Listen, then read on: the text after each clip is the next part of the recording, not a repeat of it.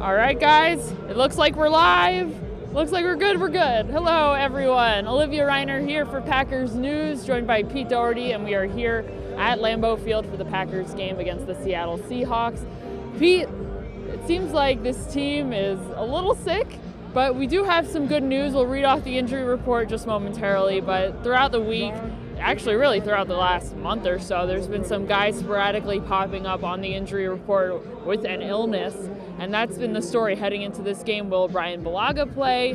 Will some, maybe not necessarily starters, but Danny Vitale, Tyler Lancaster, who's a very important backup to Kenny Clark as a defensive tackle. Will those guys be active in this game? Will this be a Michael Jackson flu game for the Packers? But we've got some good news for you guys, so we'll start by having Pete reading the inactives. So, number one on the list is the usual, Ryan Grant, Dexter Williams, Kadar Holman, Josh Jackson. So he's been playing special teams, so he must be feeling ill still. Danny Vitale, that's got to be a casualty of illness. Yep. And John Leglu. Yes. So Vitale was out earlier this week. He was limited in practice with a knee injury, but he did come down with this illness. It sounds like he's out because of the illness, not because of the knee injury. He was practicing in a limited capacity on Wednesday. So to me, that would indicate the illness got him. Tyler Lancaster is active. Brian Bulaga is active. So good news there for the Packers. It sounds like, what about Alex Light? Alex Light is. That means he's active so, also. Okay, so they got 4 tackles up today. They do. Yeah. I guess you got to have an extra one up with both, with Bulaga not feeling well and Light too. And Bulaga having him, as long as he can function okay, is huge because Jadeveon Clowney usually lines up at left defensive end, which means over the right tackle. Just as a unit, the offensive line has been playing together a lot. They've been mostly healthy, and when they're not, they haven't had much of a drop-off with, Lucas Patrick coming in at center when Corey Linsley went down a couple games ago. They had Jared Beldier come in at tackle when Brian Bulaga was out as well. So they've got some good subs to come in on this offensive line, but they haven't, for the most part, really had to rely on them. Yeah, better depth than they've had over in previous years. Probably the best depth, I don't know, I'm guessing in 8 or 9 years at least. But all those snaps together with these guys not getting hurt at all, how that helps your chemistry so much. It's like a basketball team. And so as the season goes on, that's more and more reps, not just game reps, but practice reps for doing line checks, for hearing audibles from the quarterback. So you get to this point in the year, all those add up. That really helps you out a lot. It helps with communication. Big advantage. Packers offensive line has played really well, especially the second half of the year. All right, so the Packers are lucky to have an active starting offensive line. On the other side of the ball, the Seahawks cannot really say the same about the health of their offensive line. They had Dwayne Brown, left tackle. He was questionable on the injury report. Mike Iupati, I believe the right guard there, he has been doubtful on the injury report. And George Fant, right tackle, questionable on the injury report. It's been a war of attrition, especially for the Seahawks along the offensive line. I think they're on at least their second and maybe their third center. They're on their number 3 tight end.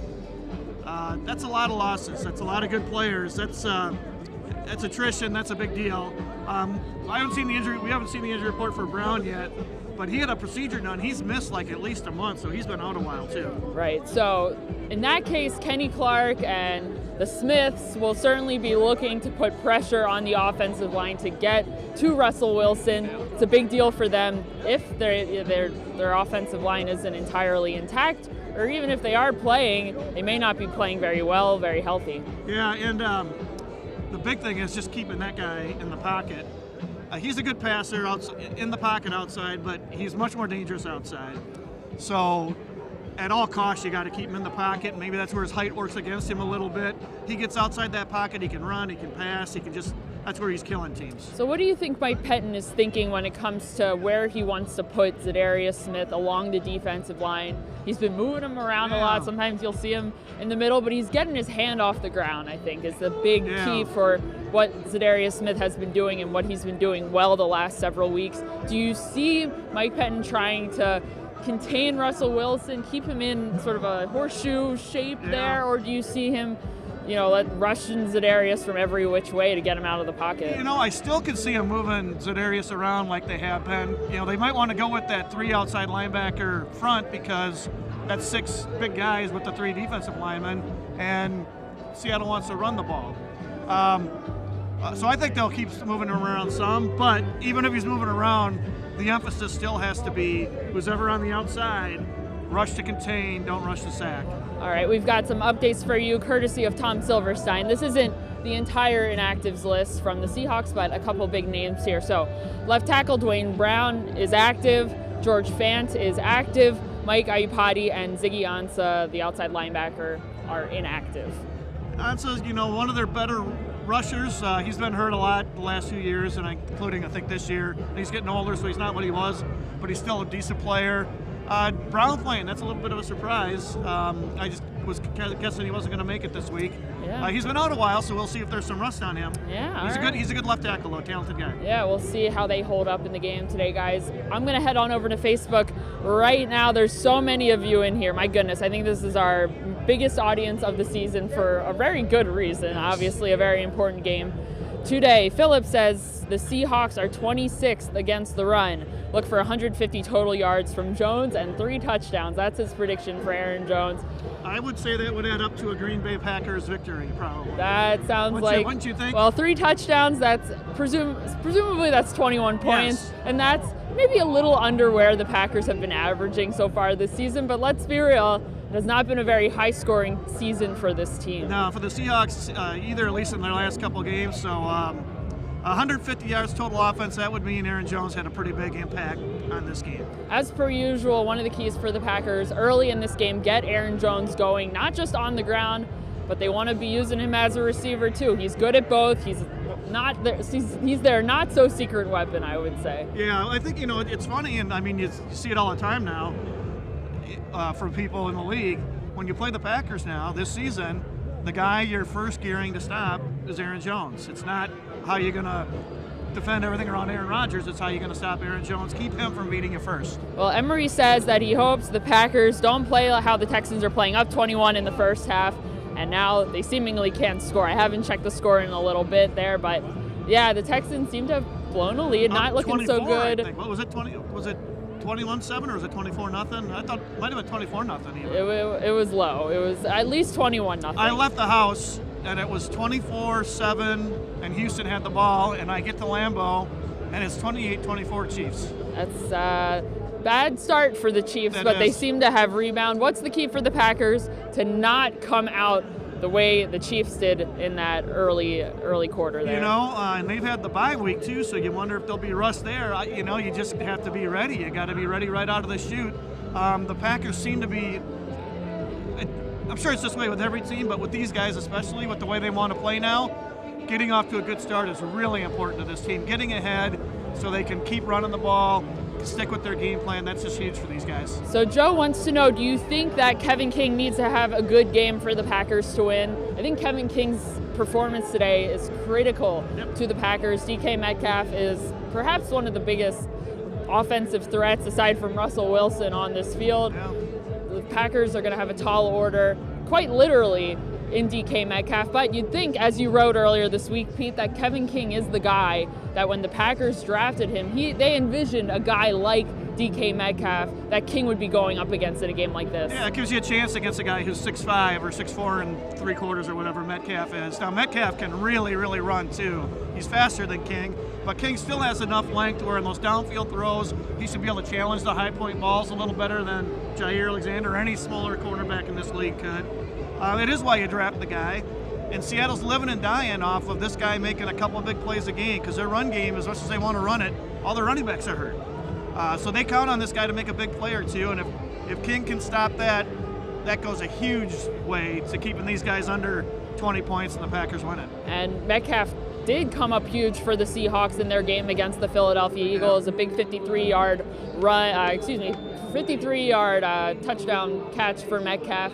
And it was busted coverage from the Philadelphia Eagles. That cannot happen. The Packers defense, the Packers secondary cannot give up explosive plays and bite on something and leave a guy like Metcalf wide open in the backfield. Yeah, and even on the last series of the game when it was still an 8-point game, so the Seahawks needed a first down with a little less than 2 minutes left. On a third down, zero coverage. They threw deep to Metcalf, another high-point play. He caught it. Game was over. Yeah. Ivan asks, is it cold enough to have a real home field advantage? It's my understanding that it gets pretty cold out there in Seattle too. But I will say, it's pretty cold here today. It's in the 20s, I believe. Let me say yes, it is. Standing in it right now with my fingers starting to go numb, yes, it is. And there's some flurries starting to fall too, guys. A little winter wonderland. Not quite. I looked at the weather app, and it said we're not supposed to get any snow till 9 o'clock. Okay. So the game will probably be over by then unless it's overtime, but they get these things wrong sometimes too. Yeah, you know what? We'll see how it is, but I will tell you, it is cold out here. We have been in worse this season, though. We have. Yeah. This is kind of balmy compared to the last game, and was it the New York game that was? New York was bad because of the precipitation. That's right. So thank goodness it's not really wet out today. Daniel asks, do you think Aaron Rodgers is going to have his best game yet? How important is it for Rodgers to turn something on in the playoffs? Are the Packers relying on him to get it going, to throw some real darts down the field, or are they okay handing the ball off to Aaron Jones? Is that alone a key for success? Well, he has to make some plays. The big thing is, he can't turn it over, which he rarely does. And if Jones isn't working, if they just come out and pack the box with 8 guys, then Rodgers will have to make some plays. I don't know that he has to be spectacular, but he's got to keep the chains moving. He doesn't need a 300-yard passing game, but they've been doing well, 240 yards passing. I would think that would be good enough. Yeah, we've got some updates here from the people in the comments. They say it's 34-24 Kansas City right now, so pretty impressive. Doug says Tyler Ervin is key on special teams.